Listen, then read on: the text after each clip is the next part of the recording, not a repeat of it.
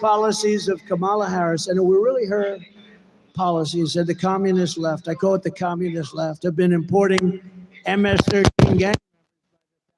I don't know what it is about Long Island, but, you know, I took thousands and thousands of gang members out. Do you remember the story? Remember, I came into the presidency, and MS-13 was on my mind because I saw that in Long Island, two beautiful young girls were walking to school. They were 16 years old, and an MS-13 gang of deviants grabbed the girls and sliced them up into pieces, not with guns. They didn't want guns. They killed the two girls. They sliced them into little pieces. And I never forgot that.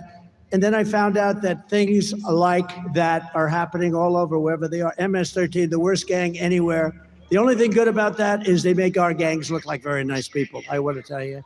These are the worst people. They're animals. And Nancy Pelosi said, you shouldn't call people animals. That's not appropriate. They're animals. That's the philosophy. And I said, I got to the White House, and I said, they have a lot in Ohio, a lot in every state.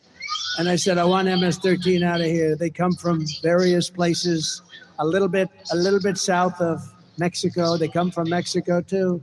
And I said, what I want you to do is I want to bring them out. And the general said, sir, I'm sorry, sir. The countries will not, under any circumstances, allow us to bring them back in. They don't want them anymore, sir.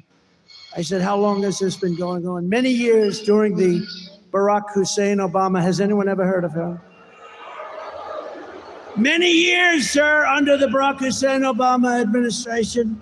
It's been going on for years, so they won't take them. You know what they did? They would take Honduras, okay? Think of it. They would take planes, and they would put them on the runways. They would put the planes, El Salvador, of different countries, some of the roughest gangs.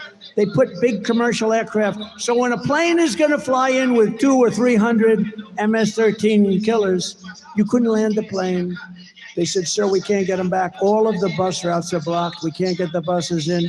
And when they know a plane is coming, they put planes on the runway. Sir, we won't be able to do it. I said, I think you will. How much money do we pay them for? Economic development of the dictator's house. How much money do we pay them, General? I'll get back to you, sir. He comes back the next day. Sir, we pay them $750 million a year. It's a lot. Let me tell you, it's peanuts compared to some of the money that we pay, but it's a lot of money. I said, inform these countries that under no circumstances are they getting any money anymore. They're not getting any money. They are delinquent. They're not allowing us to bring back people that they force into our country through caravans. So they informed them, and the next day I get to the Oval Office nice and early, and I get calls from 3 particular countries separately. Sir, there seems to be a problem or a misunderstanding.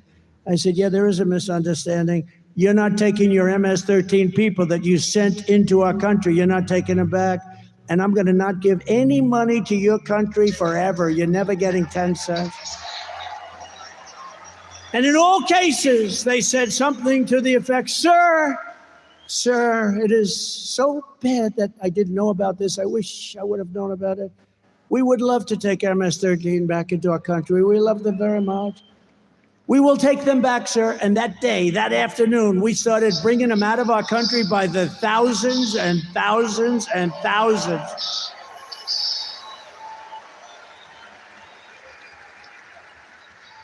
And the worst part of the story is, now, I still didn't pay them. But now they're getting $4 billion a year. Under Biden. Biden said, do it. Maybe she knew about it. I don't want to blame her if she didn't, but $4 billion. You know why? Because he wants them to create a beautiful environment so that they say that that's not going to happen. Okay, the money's going to be stolen all over the place. So instead of 750, it's now at $4 billion. An estimated 75% of arrests in Midtown Manhattan and over 60% of arrests in Queens are now illegal aliens. Congratulations. Congratulations. And you know this. In Queens a few months ago, an illegal alien released by Kamala Harris, she was in charge of the border, approached 2 13-year-old children with a machete in broad daylight, forced them into the woods, tied them together by the wrists and raped them, injured them terribly, very badly. You know about it. In the Bronx, another illegal alien that Kamala Harris set loose into our country approached a 36-year-old woman while pretending to ask for directions. Ma'am, he said, I'd like directions to someplace. Before he wrapped his arms around her throat, pinned her down on a park bench, and raped her all night and beat the hell out of her. And you know what she said? She said, he didn't rape me, he tried to kill me. That was her expression when the police came. And on Coney Island, a place I know well, just weeks ago, 2 migrants, Kamala let in, raped a 46-year-old woman with a knife to her throat. She was badly, badly beaten, probably going to live. For every New Yorker being terrorized by this wave of migrant crime, and I've been talking about migrant crime for 5 years, I said, if you let them in, it's going to be hell. They are vicious, violent criminals that are being let into our country. They're people that their countries who are very smart, they don't want them. That's why all over the world, a lot of people coming from jails out of the Congo in Africa. Where do you come from? The Congo. Where in the Congo? We come from jail. What did you do? We will not tell you. They're coming from the Congo. They're coming from Africa. They're coming from the Middle East. They're coming from all over the world. Asia, a lot of it coming from Asia. And what's happening to our country is we're just destroying the fabric of life in our country, and we're not going to take it any longer. And you got to get rid of these people. Give me a shot. You will have a safe New York within 3 months. 3 months.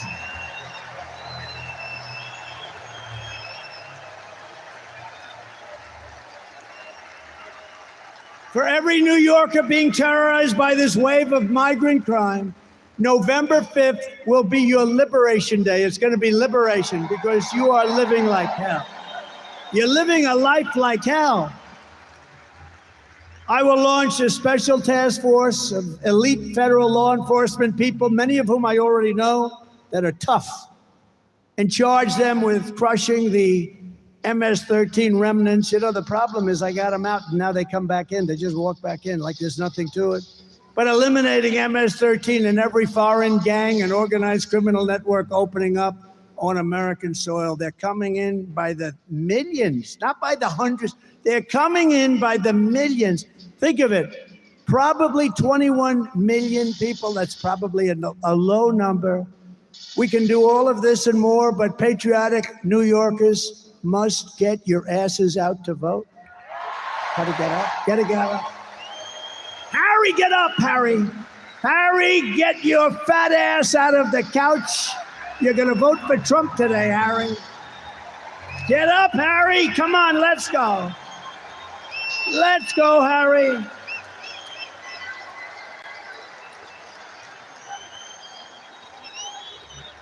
We got to vote. Got to vote. And I believe we have the vote. You know, it's an interesting thing. Evangelical Christians, they tend not to vote very much. If they did, you'd never lose. Gun owners, I have the total endorsement of the NRA, have had it from the beginning. Gun owners don't vote, meaning they don't vote in a proportion that they should. Very small numbers vote. It's probably rebellion, who knows what it is. The gun owners have to get out and vote. Evangelicals, Christians have to get out and vote.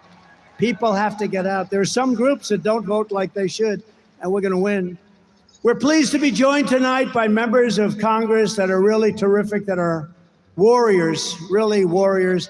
And one of them in particular, I love what she did to that woman at Harvard. Oh, that was not pretty. Elise Stefanik. Where is Elise?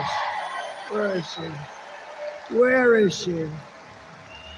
She is so great. Where the hell is she? Thank you, Elise. Boy, she was great. Mark Molinaro. Great. Nick LaLota. Nick. Thank you, Nick. Great job. He's doing a good job. Here's another one doing a good job. I gave him a big endorsement, Anthony D'Esposito. He's doing a great job. Thank you, Anthony. Salt.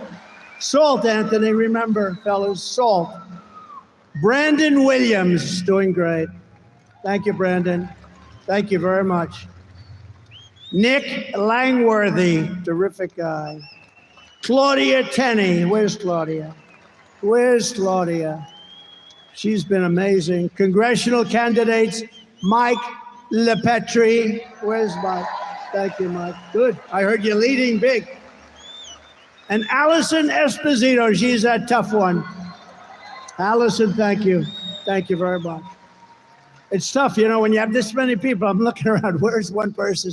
Thank you very much, Allison. Beautiful. Senate candidate, Mike Sapriacone. Mike Sapriacone. Come on, Mike. Where's Mike? You got to win, Mike. We got to win that one, Mike. You can do that. You can do that. A former senator and a friend of mine for a long time. And we had disputes every once in a while, but generally I would say it was a 10 relationship.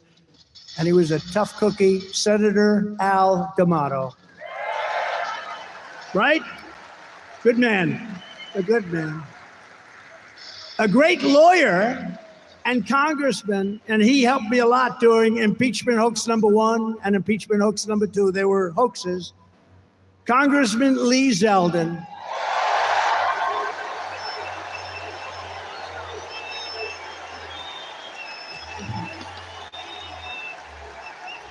He's great. And he's a big part of our campaign, and I want to bring him to Washington with us. He's a great lawyer. Get ready. Ambassador to Israel, David Friedman, who's fantastic. A mayor who was a fantastic mayor, very shy kind of a guy. He took crime. It was terrible. It was at a level that was as bad as today. And he made New York the safest big city in the world. Rudy Giuliani.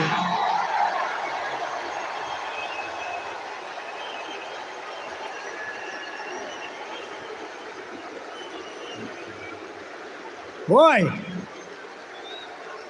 Rudy, isn't that great? And his son, who happens to be a great golfer. A lot of people say, oh, how's Andrew? Not that good. Let me tell you, he's seriously good. Andrew Giuliani. Thank you, Andrew. Thank you, Andrew. Did a good job. And a very beautiful little boy who went through hell, but I brought him some presents. That's why I was late for you today. I brought him presents. I said, Liam, do you think the crowd of 20,000 plus a lot of people outside, you know, we put up big televisions on the back of the building, but that's not like being here. It's wonderful. Hello out there. I hope you're enjoying it. Big, big, beautiful screens. We have big screens. Not quite like being in the third row, first row. But Liam LaCastro is here, and he is a great young man. He's gone through a lot, but he's going to be better soon. Right, Liam? And I got him the most beautiful present.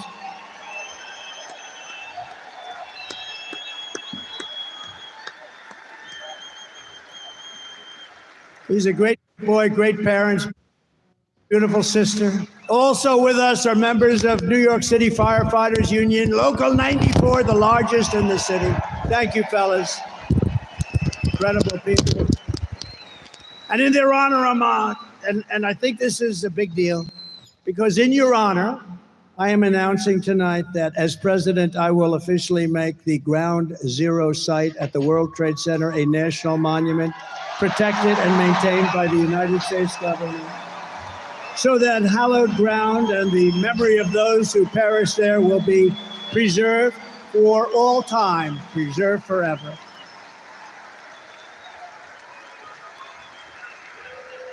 And you deserve it. A lot of great people. I met them last week. Thank you.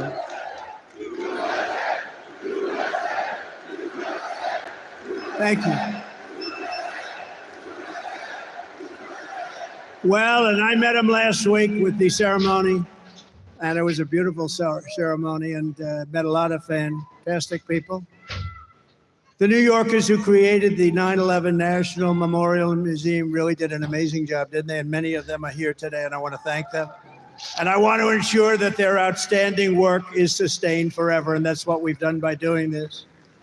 So we are just 48 days away from the most important election in American history, the most important. Stand up. Now you can stand up. They didn't put your name down. Turn around. Who is he? Name him. He took care of business, right? It's my man. Good. Boy, I'm glad I didn't forget you. Good guy, good friend of mine for a long time. Whenever I had problems, I'd look at him and they'd say, let's leave Trump alone. Thank you, man. Thank you. We appreciate it. Great gentleman. Kamala Harris is for wide open borders with terrorists and criminals pouring into our country, more inflation, even higher than the last 4 years, which was a record.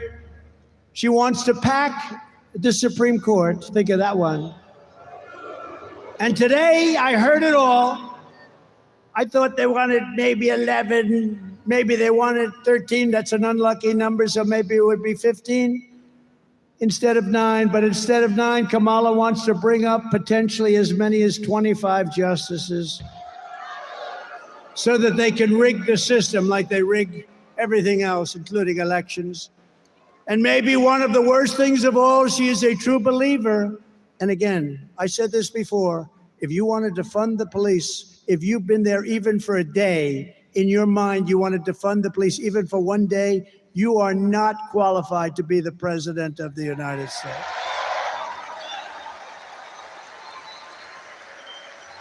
Because anybody who wants to defund the police, we can't have it. We can't have it. It'll go down. It'll go down. We're not going to let our country fail. It's too great. And you know what? If we don't win this election, it's very possible we'll never have another chance. We have to do it. You have to get out. You have to vote. But Kamala vowed to abolish ICE. She supports free health care for illegal aliens. How about that one? You don't get free health care. These are all things that she was for years. Now, for the last little while, she's saying, no, I don't really think that was right anymore. 15 different things. She wants mass amnesty and citizenship for all illegals, which means totally bankrupting Social Security and Medicare. She wants to put illegal aliens into your Social Security and your Medicare system, which guarantees their bankruptcy. She says we must not utter the words illegal alien again or radical Islamic terrorist again. And think of this, during her 3.5 year, to me this is the worst thing I talk about tonight. It's unbelievable. During her period of 3.5 years, she was in charge of the border. She lost more than 325,000 migrant children, many of whom have been trafficked, raped, and many of whom are dead. Many of whom are dead. Think of what that is. That's like Yankee Stadium filled up many, many times. Think of it. Think of it. As California Attorney General, she redefined child sex trafficking, assault with a deadly weapon, and rape of an unconscious person. I'd never heard of this. Rape of a very unconscious person as totally nonviolent crimes. She vowed repeatedly to ban fracking. She imposed a natural gas export ban that is crushing the state of Pennsylvania. I'm way up in Pennsylvania, by the way. This helps.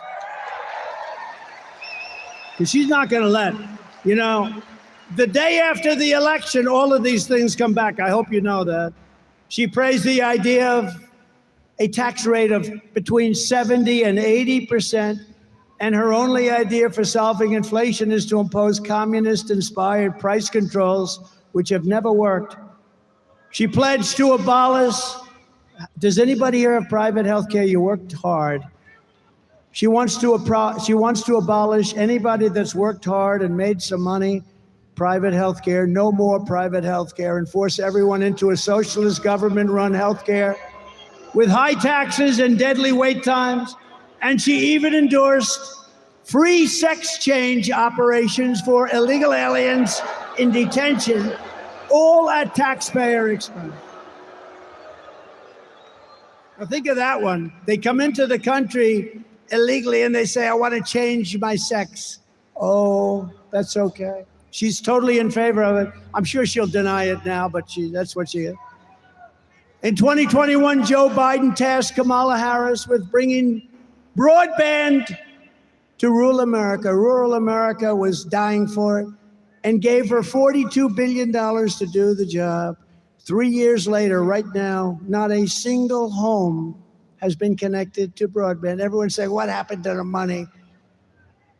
$42 billion, not one home. And in the Midwest, you read this, in the Midwest, they built 8 charging stations. That's like a gas pump with electricity, right? 8. They spent $9 billion to build 8 charging stations. Other than that, it really works well. I will end the electric mandate on cars immediately. And I have to say this, look, Elon Musk is great. He's a great guy, and he makes a great car. And as strong as I am on this, because I think they're incredible, but it's limited. Some people want them, and some people love them. I think they're incredible. And he makes a great product, maybe the best product I hear. And he understands this. Some people have to go far distances. Some people don't want the additional cost. Some people don't want their car built in China.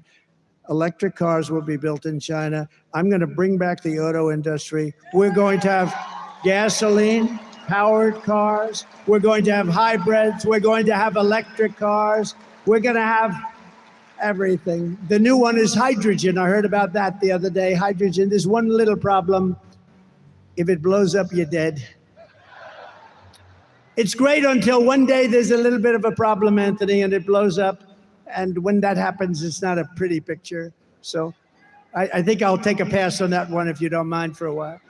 And just today, 3 agencies of the Kamala Harris and Joe Biden administration, the FBI, the Office of the Director of National Intelligence and Cybersecurity and Infrastructure Security Agency, they just released a report confirming that Iran actors hacked into the Trump campaign's email accounts and in turn sought to give the hacked materials to the Biden-Harris campaign. They gave them all of the materials because Biden is working with Iran, and Iran doesn't exactly like me because they were ready to make a deal, except we had an election that was rigged and stolen.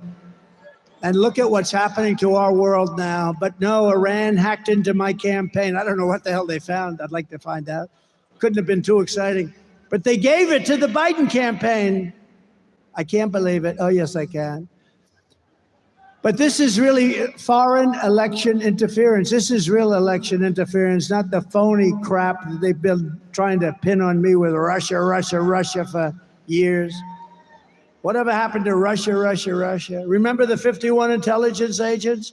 They said, no, no, the laptop from hell, it's Russia. No, it was Hunter. It was Hunter. Remember that? We had to go 2.5 years, and then they finally said, all right, the Mueller, remember Mueller? He said, in millions of phone calls, Trump didn't make one to Russia. They went through every phone call I made. Can you imagine? In millions of calls, not one call to me. And a lot of people apologize for that, but not enough people apologize. They wasted time and money. They spent hundreds of millions of dollars going after me, and they got nothing. They got nothing. But we cannot allow this insanity to continue anymore. That's why less than 2 months from now, we are going to tell Kamala that we've had enough. Kamala, you've been a terrible vice president. You will be an even worse president. We're not going to take it anymore, Kamala. Kamala, you're fired. Get out. You're fired.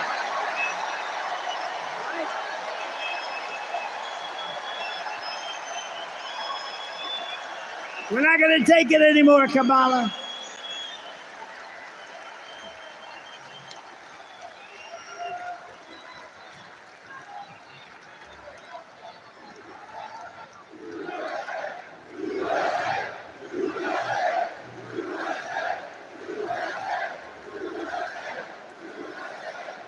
That was a little line from The Apprentice, which I'm sure you haven't seen. What a great show. Was The Apprentice good or what? From the moment we take back the White House from Kamala Harris, I believe we are going to have the 4 greatest years in the history of our country.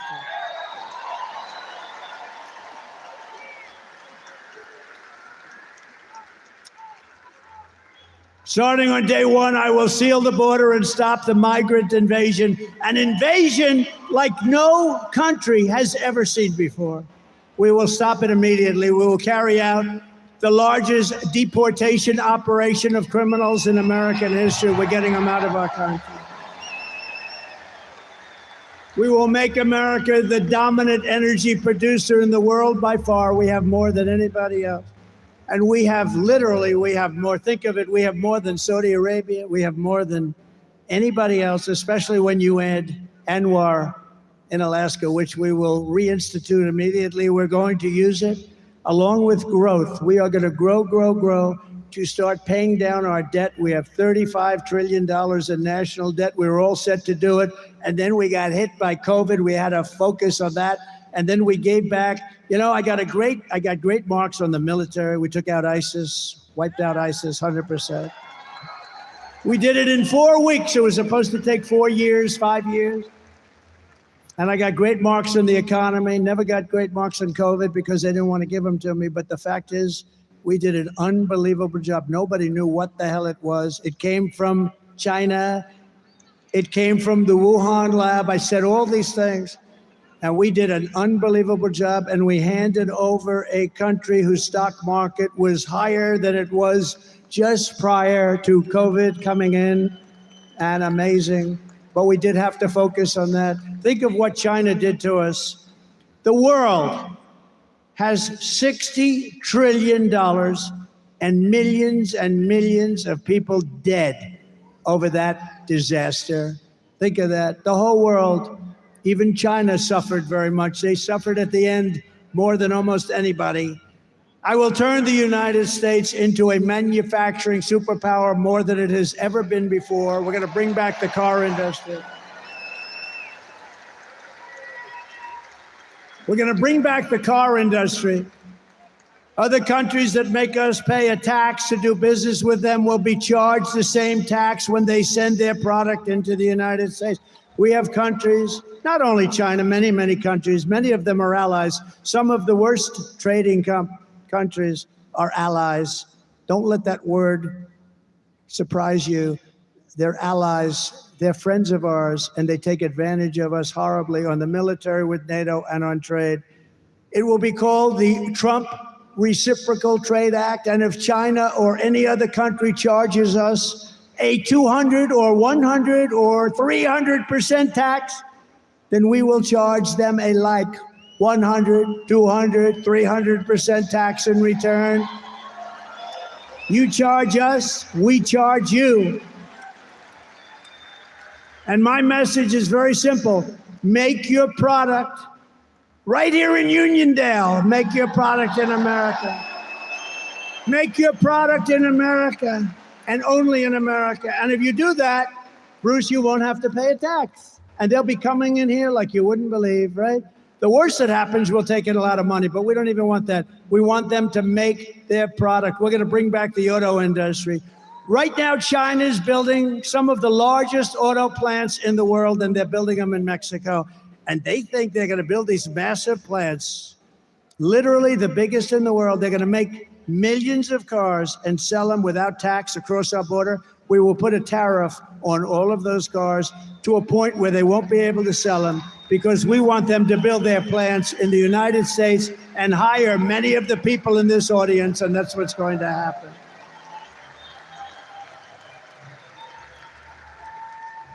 And we also have something that's basic, but wow, people said, you're really smart. Where the hell did you think of this one? No tax on tips. So if you're a waitress, a caddy, a driver, but maybe better, no tax on overtime.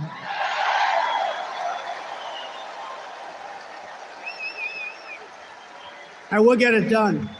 We'll get it done. Unlike him with student loan debt that went nowhere, just to talk. We get it. I get it all done. Remember what they say, promises made, promises kept. That's me. And ready? Here's for the seniors. Do we have any seniors in the audience? Raise your hand. You ready? No tax on Social Security benefits. No tax on Social Security benefits. And you know why you deserve it?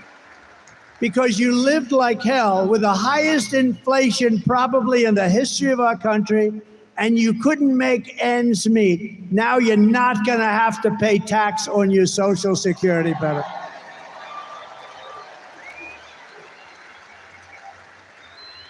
And I will always protect Social Security and Medicare, and they won't. They're going to destroy it. They're putting the migrants all over the place, including there. And while working Americans catch up, we're going to put a temporary cap on credit card interest rates. We're going to cap it at around 10%. We can't let them make 25 and 30%. We will terminate the Green New Scam and spend trillions of dollars. We're going to take the Green New Scam, one of the greatest scams in the history of our country. Remember when they used to say global warming?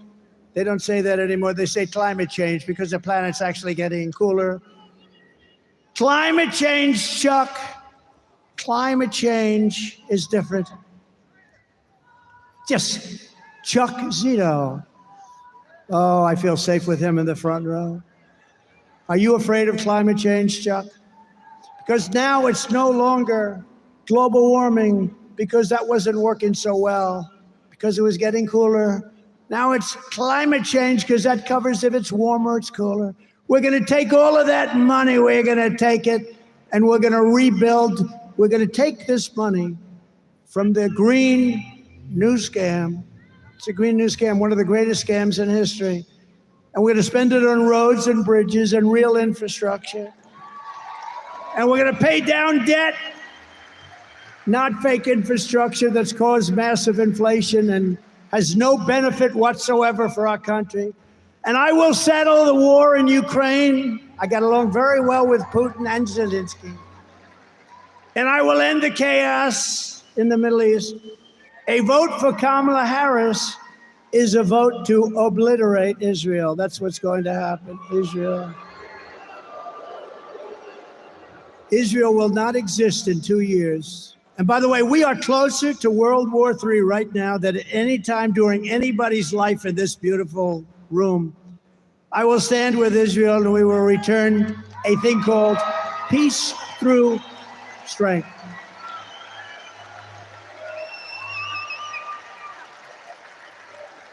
And we're going to get it settled. We're going to get it done. We're going to get it done. We're not going to have war in the Middle East. We're not going to have war with Russia and Ukraine. You know, when I was there, we didn't have any war other than ISIS. I finished them off. We knocked out al-Baghdadi, the founder of ISIS. Think of that. We knocked them off. It was supposed to take 4 to 5 years. I did it in 4 weeks. General Raisin Kane, what's your name? Kane, sir, what's your first name? Well, they call me Raisin. I said, your name is Raisin Kane. That's the general I was looking. He did it in 4 weeks. The Russian attack on Ukraine and the October 7th attack on Israel would never have happened if I was president, would never have happened. Think of what the world would be, and think of what our nation would be with no Russia-Ukraine war, no October 7th disaster in Israel and the Middle East. It's inflamed right now. It's inflamed like nobody's seen it for 50 years. No inflation and energy dominance. That's what it would have, energy dominance. We'd have no inflation. We wouldn't have either the Middle East or the Russia, Ukraine. What a different world it would be, wouldn't it be? Oh, we can't let them cheat on elections anymore. We can't let it happen. We will rebuild our cities, including Washington, D.C., making them safe, clean, and beautiful again. Right now, we have a capital that when you go down there, you have a damn good chance of being hurt, mugged, something. And we will keep the U.S. dollar as the world's reserve currency. We're losing that, but I'll keep it. I'll keep it. China wants to take it over. And if that happened to us, that would be like losing a war. That would be the biggest thing. That would make us a third world country. We will keep our dollar as the reserve currency. Remember, I said it, and it will be easy. It'll be easy. But this is how we will end the era of inflation, mayhem, misery under Kamala and Crooked Joe, and unleash safety, prosperity, and peace for Americans of every race, religion, color, and creed. That's what we're going to do. Together, we will deliver low taxes, low regulations, low energy costs, low interest rates, low inflation, so that everyone can afford groceries, a car, and a home. Very simple. Right?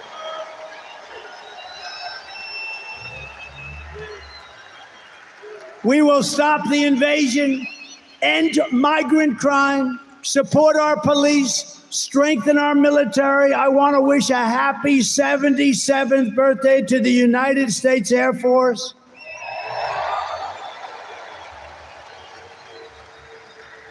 And if you remember, I created Space Force, which was the last since Air Force, which will soon be 5 years old. Space Force has turned out to be very important. We will build a missile defense shield around our country, keep critical race theory and transgender insanity out of our schools, and we will keep men out of women's sports.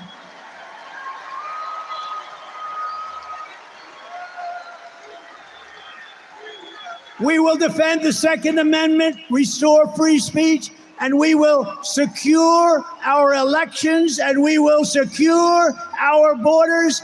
Everyone will prosper, every family will thrive, and every day will be filled with opportunity and hope.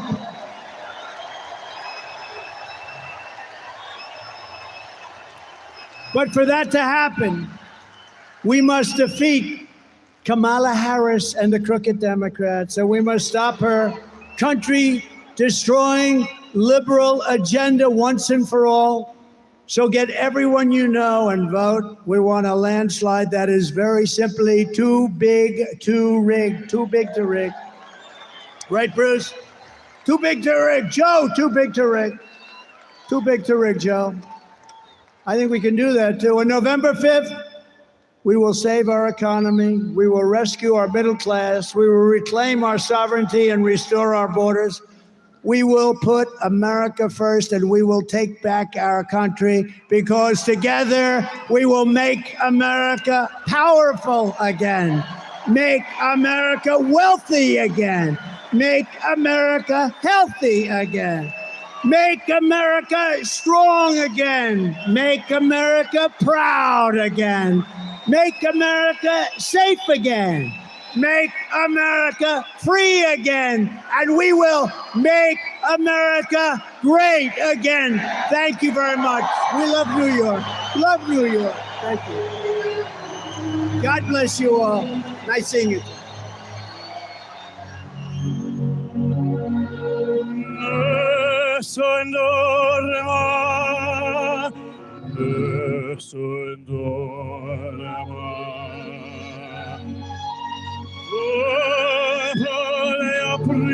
Principessa, nella tua fredda stanza, guardati le stelle che tremano d'amore e di speranza.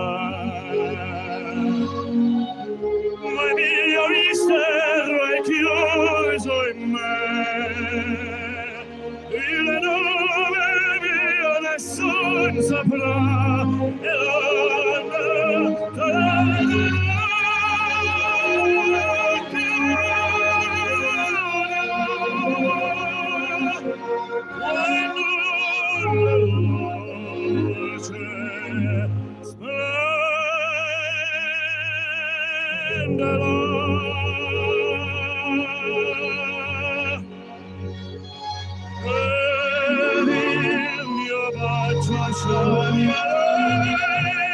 silenzio che te fa mia.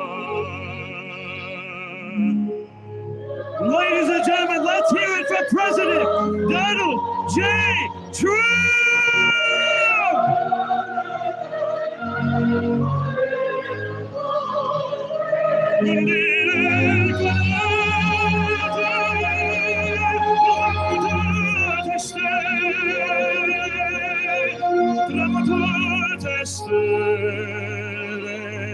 All'alba